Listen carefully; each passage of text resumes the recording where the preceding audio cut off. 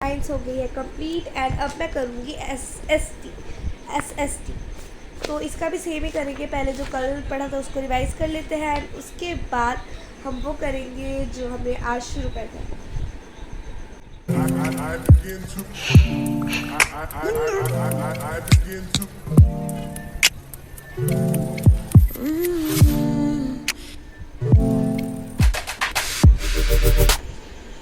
तो अभी मैंने उतना कर लिया है जो मैंने कल किया था एंड अब मैं यूट्यूब से जैसे साइंस में किया था वैसे ही करके करने वाली हूँ।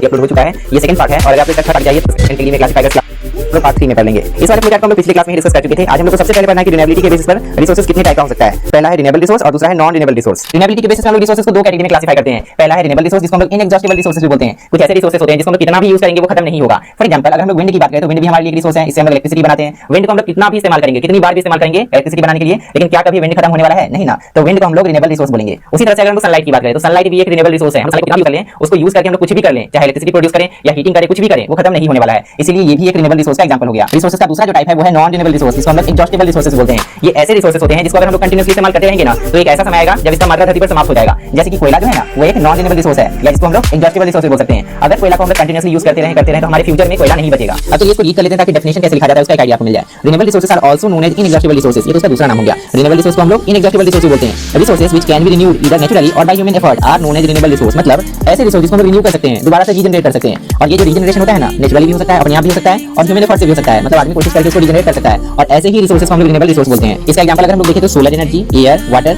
ये सब जो है रिन्यूएबल है, मतलब इसको हम लोग रीजनरेट कर सकते हैं। Some of the renewable resources are always available and do not get exhausted by human activities. कुछ ऐसे रिसोर्सेज होते हैं जिन पर किसी भी ह्यूमन एक्टिविटी का कोई भी प्रभाव नहीं करता है, हम लोग कुछ भी कर ले वो खत्म नहीं होगा। जैसे कि सोलर एनर्जी हो गया और विंड एनर्जी हो गया, ये सब कभी खत्म नहीं होता है। लेकिन अगर हम लोग वाटर की बात करें, खासकर ड्रिंकिंग वाटर की, तो अगर हम लोग इसका मिसयूज करेंगे तो ड्रिंकिंग वाटर का कमी हो सकता है। The quality of these resources can be affected by improper usages. देखिए बता भी दिया। जैसे कि अगर बस मैंने स्टडी कर ली है और मेरा उसका